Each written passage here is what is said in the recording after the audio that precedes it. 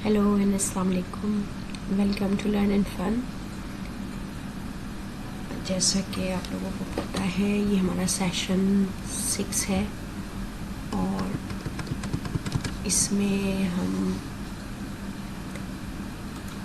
ये जो आपने टाइटल और ये सब चीज़ें जो टैग्स पढ़े थे उसके हम प्रैक्टिकल करने जा रहे हैं। ये देखें, ये हम यहाँ तक पढ़ चुके हैं। HTML के 5 बेसिक टैग्स भी पढ़ चुके हैं। फिर हमने बॉडी के 2 टैग्स, हेडिंग और पैराग्राफ के 2 टैग पढ़े थे। इसको हम अप्लाई भी कर चुके हैं। अब बस हमारे पास सिर्फ इतना थोड़ा सा काम है कि हम इसको प्रैक्टिकल करें, क्योंकि हम थ्योरी इसकी पढ़ चुके हैं कंप्लीट। और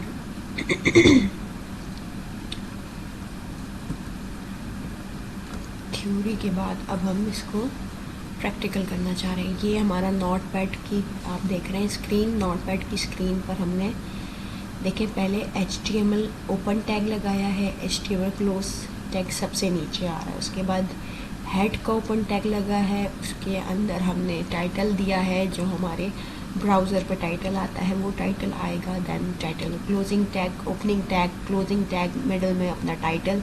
उसके बाद हेड क्लोज हो गया, हेड क्लोज हो गया, बॉडी ओपनिंग टैग आ गया। उसके अंदर जो है मैंने आपको बताए थे 2 टैग जो लास्ट हमने सेशन में पढ़े थे।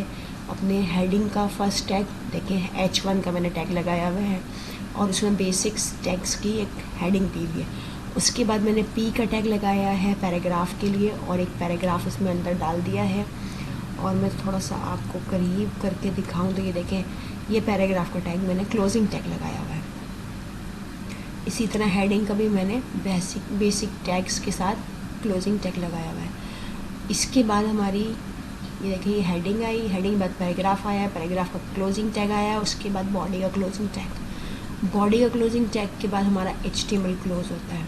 ठीक है, ये हमारी पूरी फाइल बन गई नोटपैड की। ठीक है, इसके ऊपर हम प्रैक्टिकल करने जा रहे हैं। मैंने आपको शुरू में फर्स्ट अगर आपने मेरी सेशन अटेंड किया हो तो मैंने आपको फर्स्ट सेशन में बताया था कि आपको जब HTML पढ़नी है तो आपको 2 रिक्वायरमेंट है उसकी। एक आपका ब्राउज़र, कोई भी एक अच्छा ब्राउज़र, और देन एक आपको नोटपैड चाहिए। प्रैक्टिकल में जो है ये हमारा बड़ा इनिशियल लेवल का प्रैक्टिकल है। ये सिर्फ आपको दिखाने के लिए एक प्रैक्टिकल है, क्योंकि इस पर कोई वर्क नहीं होता। वर्क एक प्रॉपर सॉफ्टवेयर के ऊपर होता है, प्रॉपर एक चीज़ के ऊपर, एक लैंग्वेज के ऊपर वर्क किया जाता है।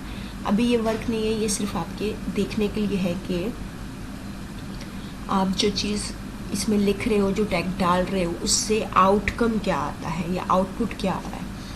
अब हम जो हमारा मेन काम है आज का वीडियो में, क्योंकि हमारे पास सिर्फ 2 मिनट बचे हैं, 5 मिनट की वीडियो होती है, तो अब हम सीख लेते हैं। इसको हमने सेव एज़ करना है। ये हमने यहाँ तक फाइल बनाने के बाद सेव एज़ करनी है। सेव एज़ करके डेस्कटॉप पे एक फ़ोल्डर बना लें और उसमें सेव कर लें तो वो बहुत वेल एंड गुड है। ठीक है, ताकि काम आपका एक साथ एक ही जगह रहे। न्यू पे जाके हमने एक फ़ोल्डर क्रिएट किया, HTML के नाम से ही क्रिएट कर लेते हैं। ठीक है, और इसी में हमने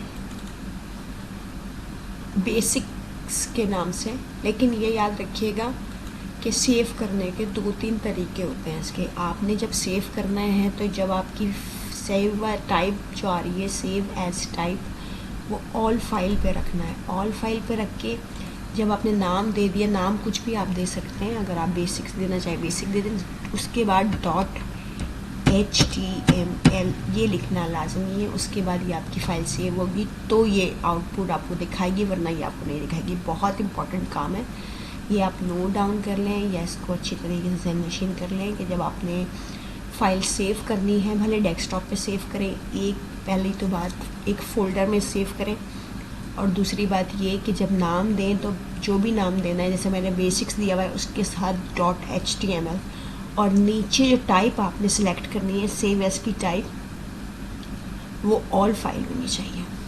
इसको हम सेव कर लेते हैं। ठीक है, ये हमारी फ़ाइल सेव हो गई और अब हम आ गए HTML में। और ये बेसिक्स की फ़ाइल हमने सेव की हुई है, या ये देख लें, ये